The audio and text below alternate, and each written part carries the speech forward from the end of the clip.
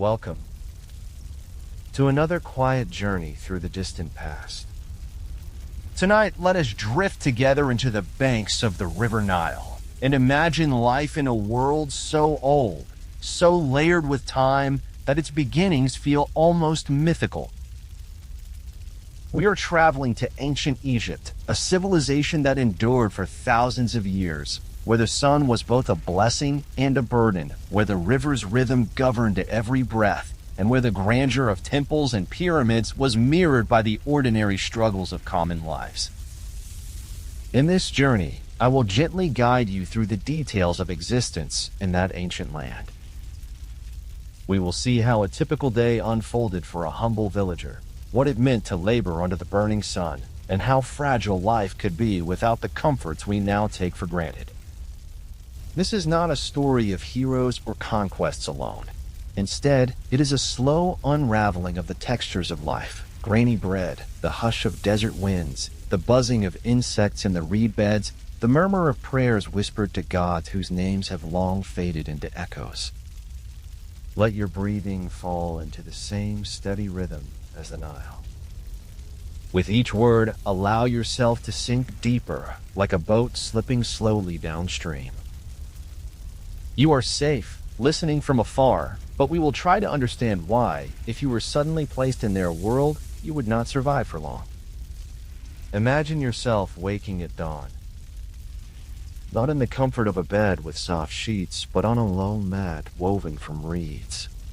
The room around you is simple, built from mud brick, its air already carrying the faint dustiness of clay. The scent is earthy, with a trace of smoke from the small fire that burned the night before.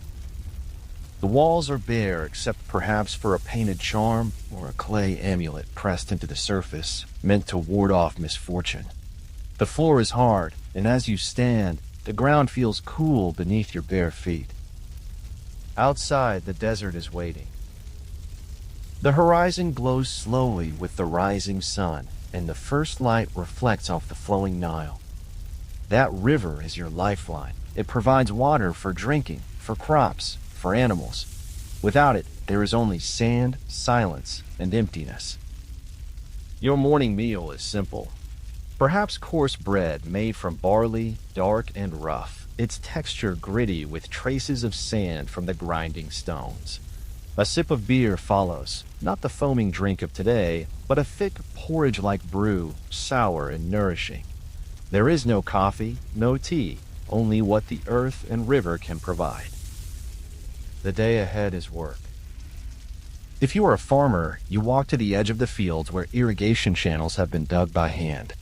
Your task is repetitive, lifting water, guiding it into furrows, bending beneath the weight of a simple wooden tool. The sun climbs higher, and the air thickens with heat. Sweat gathers, though it quickly dries in the desert's dry wind. Food is always on your mind. The harvest can be plentiful, but famine lurks whenever the Nile fails to flood as expected. Too much water, and the fields drown. Too little, and cracks form in the earth. You do not know modern certainty. You live year to year, at the mercy of forces you cannot control. Disease, too, hovers invisibly.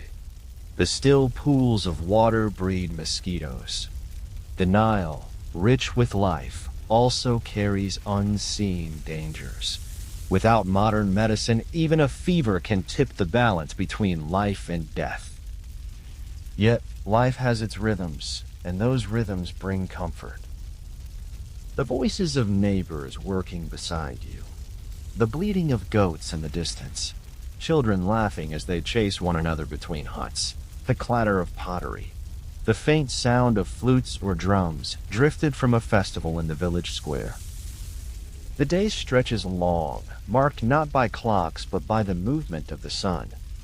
When evening comes, you eat again, perhaps fish from the Nile, lentils, onions, dates. Always bread, always beer. The food fills the stomach, but it rarely feels abundant. Night falls quietly. The desert air cools, stars brighten overhead, and you return to your mat. Perhaps you whisper a prayer to Isis or Osiris, asking for protection through the darkness. And then you sleep. But your sleep is never free from interruption. Insects buzz. The cries of animals drift in. Sometimes hunger gnaws. And you know that tomorrow will be much the same, a cycle of labor, of endurance, of reverence to gods who hold your fate in balance. It is in these details, in these repeating struggles, that survival becomes fragile. Without modern medicine, without steady food security, without shelter from the elements, you would quickly feel the weight of a world that demands constant resilience. And yet, for the ancient Egyptians, this was simply life, a rhythm as steady as the Nile itself. Now, let us gently shift our view. From the mud brick home of a villager, let us move into the shadow of greatness, towards the figure who embodied both earthly and divine power, the Pharaoh. Imagine yourself in the royal palace. It is not a palace in the sense of modern luxury, but a series of halls and courtyards, walls painted with vivid colors, ceilings high and echoing. The air is heavy with incense, the sweet resinous scent of frankincense and myrrh, burning as offerings to the gods. Servants move quietly through the halls, carrying water in polished jars, fanning their ruler with palm leaves, preparing food in kitchens filled with smoke and spices. The Pharaoh is more than a king. He is regarded as a living god, a bridge between mortals and the divine. Every gesture he makes is heavy with symbolism. His clothing is not overly lavish by today's standards. Linen robes, sometimes a headdress adorned with the sacred cobra, jewelry of gold and lapis lazuli.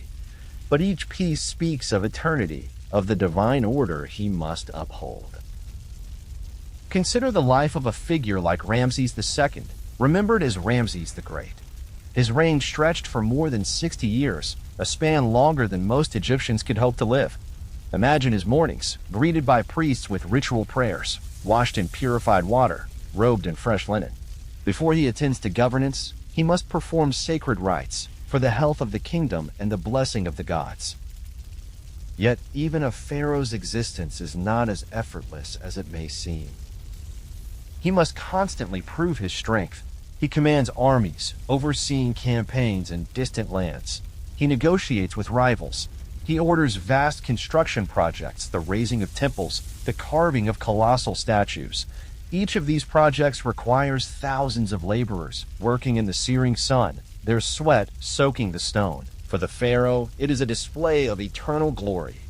For those who serve him, it is endless toil. Imagine the audience chamber. A petitioner enters trembling to speak of a dispute over land or grain.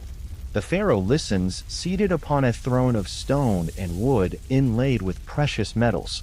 His judgment is absolute, his word carried out without hesitation. Behind this public life, however, there is also the private man. Pharaohs suffered from the same frailties as all humans: illness, aging, and worry.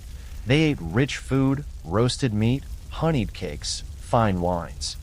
But these pleasures came at a cost. Some mummies reveal signs of arthritis, dental decay, and even obesity. The divine ruler was still, in the end, bound to a mortal body. And consider the weight of belief pressing upon him. If the Nile failed to flood, if famine struck, or if enemies threatened the borders, the people might whisper that their ruler had displeased the gods. The Pharaoh's shoulders bore not only his crown, but the spiritual burden of his entire nation. Now, let us imagine the closing years of a pharaoh's reign. Perhaps he has seen sons and daughters grow, perhaps he has outlived many of them. He has overseen monuments carved to honor his memory, knowing that his body will one day be prepared for eternity. Priests will wrap him in linen, surround him with amulets, and place him in a tomb painted with spells meant to guide him through the underworld. To be pharaoh was to live as both man and god, to stand at the center of a civilization's belief. Yet even in that exalted place, survival was uncertain. Death could come from illness, from intrigue, from the quiet but relentless passage of time. And so, whether farmer or pharaoh, the truth remained. Life in ancient Egypt demanded resilience, devotion, and submission to powers beyond human control. Let us now drift away from the palace. Our next journey will take us not to the throne, but beneath the sands, into the mysteries of archaeology and culture, where silent artifacts whisper stories across thousands of years. Now, let us leave the voices of farmers and kings behind and step into the silence of ruins. The desert is wide and still.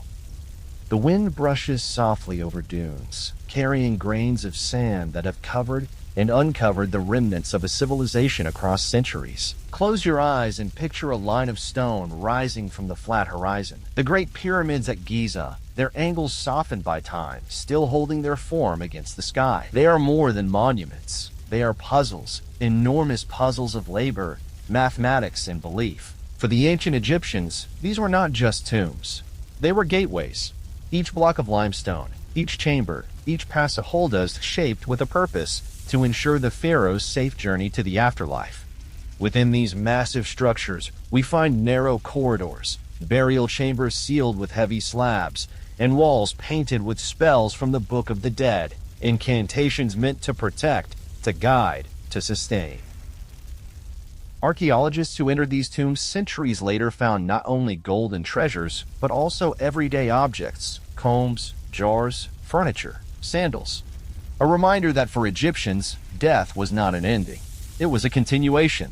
They believed the afterlife mirrored earthly life, and so they packed for eternity as one might pack for a long journey. But mysteries linger. How were the pyramids buoyant? We know they were raised by thousands of workers, not slaves in chains, but laborers bound by duty, religion, and obligation to the crown. They lived in nearby workers' villages, their days filled with hauling stone, carving surfaces smooth, and pulling massive blocks with ropes over sledges. It was exhausting, repetitive, and dangerous. And yet, for them, this labor was part of a sacred duty. Imagine the sound of chisels striking stone, the scrape of copper tools against limestone, the steady rhythm of hammers echoing in the air, like a heartbeat that went on for decades. Slowly, these efforts created a shape so immense that it has endured for over 4,000 years. Beyond the pyramids, there are temples: Luxor, Karnak, Abu Simbel. Their walls rise like cliffs, carved with hieroglyphs telling of victories, offerings, and divine order. The carvings show processions of gods with animal heads: the falcon of Horus, the jackal of Anubis, the ibis of Thoth. The paint, once bright with reds, blues, and golds, has faded to quiet earth tones, but the messages remain. In these sacred spaces, priests performed daily rituals. They washed statues of gods, anointed them with oils, and dressed them in fresh garments. To the people, these statues were not symbols. They were living presences. Each god needed to be cared for, as though alive, to keep balance in the world. Even the smallest discoveries speak volumes. A clay pot was unearthed in the sand. A necklace of beads was buried with a child. A fragment of papyrus containing a list of goods or a hymn to a forgotten deity. Each piece tells us of lives lived long ago, in rhythms so different from ours, yet still marked by human hopes and fears. And then there are the mysteries that remain unsolved. Hidden tombs that may still lie beneath the desert. Lost knowledge of rituals and ceremonies never recorded. Entire villages erased by shifting sands, their stories scattered and silent. When we look upon these ruins today, there is a stillness, a sense that time has slowed, as though the desert has preserved not just stone, but memory. The Egyptians built for eternity, and though their bodies turned to dust, their creations continue to rise, patient and unmoving, waiting to be observed, waiting to be remembered. Let us walk away now from the pyramids and temples, carrying with us the echo of stone and the faint whisper of forgotten prayers. Our journey has shown us the laborer, the ruler, and the eternal monuments. But to complete our understanding, we must turn to contrast. For in ancient Egypt, as in all societies, life was not lived equally. The experience of the poor was far from that of the noble. Do the elites live the same way? We will explore the lives of the elites, the scribes, the priests, and the nobles, and how their worlds stood in sharp contrast to the daily struggle of the common villager. We have lingered in the mud brick homes of villagers. We have stepped inside the palace of pharaohs, and we have wandered among pyramids and temples. Now, let us look more closely at the contrasts of Egyptian society, the spaces between rich and poor, learned and unlearned, priest and peasant. Imagine yourself not as a farmer, but as a scribe. You live in a small but respectable home. Your hands are not hardened from tilling the soil, but ink-stained from endless practice. Before you is a sheet of papyrus, fibers pressed and smoothed into a pale surface. A reed brush rests in your hand, dipped in black or red ink. Your task is to copy accounts of grain, records of labor, hymns, or stories. In ancient Egypt, literacy was a rare gift. To read and write was to hold power, to move freely in a world that most could not access. Scribes were respected. They were the keepers of knowledge, the recorders of events, the quiet administrators who ensured the kingdom's great machinery continued to function. Contrast this with the farmer stooped in the field, exposed to the burning sun. While the scribe sits shaded, surrounded by scrolls, the farmer bends over crops that may or may not survive the season. The difference is striking, and survival depends not only on resilience, but on one's place in the social order. Now imagine the life of a priest.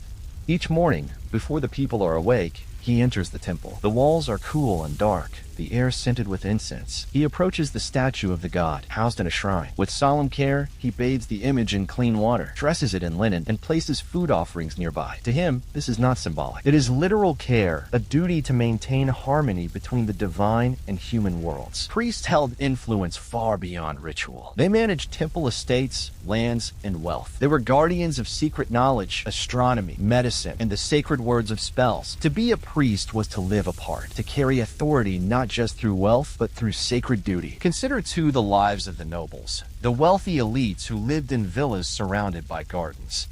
Their homes were larger, with multiple rooms, pools of water lined with lotus flowers, and servants tending to daily tasks. They ate finer foods, roast goose, figs, honey, and wine. Their clothing was softer linen, their jewelry more elaborate, their lives marked by privilege. But privilege did not mean ease without care. Nobles navigated politics, alliances, in the pharaoh's favor. A misstep could mean the loss of land, position, or even life. Beneath the surface of wealth, there was always uncertainty. And so, when you set the life of a noble beside that of a farmer, or a priest beside that of a servant, the differences are vast. But both were bound by the same larger truths, the Nile's rhythm, the god's will, and the fragility of life. Whether surrounded by scrolls or by mud brick walls, every Egyptian shared the same horizon, the desert stretching endlessly, the river flowing endlessly, and death waiting endlessly. This contrast defines much of history. Some lived with relative ease, others with hardship, but all were woven together into one civilization whose voice still reaches us across millennia. Now, let us slowly prepare to leave ancient Egypt behind. We will carry with us the weight of its labor, the grandeur of its kings, the silence of its tombs, and the contrasts of its society. And as we close, we will reflect gently on why survival in such a world would be so precarious, and why the comforts of today are worth noticing, here in this quiet moment before sleep. And so, our time in ancient Egypt draws to a close. We have walked through the dusty lanes of a village, bent beneath the heat of the sun. We have stood in the presence of pharaohs, rulers seen as both human and divine. We have traced the silent lines of hieroglyphs across stone, stepped into temples filled with incense, and wandered among pyramids rising from the sands. We have also seen the contrasts, the farmer and the scribe, the priest and the noble, each bound by the same cycle of survival. Why would you not survive in that world? Because life there was delicate, balanced on the flood of the Nile, the favor of the gods, the health of the body, and the mercy of rulers.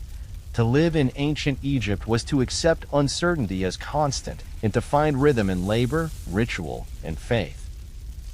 And yet, the Egyptians endured for millennia, their civilization leaving echoes still visible today. Their monuments, their writings, their beliefs all remain, quietly reminding us of what it meant to be human in another age. Now, let the sands of time recede. Let the Nile's waters fade into the background. Allow the desert wind to soften into silence. You are here in the present, safe, at ease, surrounded by comforts unknown to those who lived thousands of years ago. The floor beneath you is steady. The night around you is quiet. Your body rests, and your breath rises and falls calm and sure. Close your eyes, if they are not closed already. Drift, as though upon a boat gliding slowly down the Nile at dusk. The stars shine above, and the river carries you gently forward, further and further into stillness. The journey is over, but rest continues. Good night, and sleep well.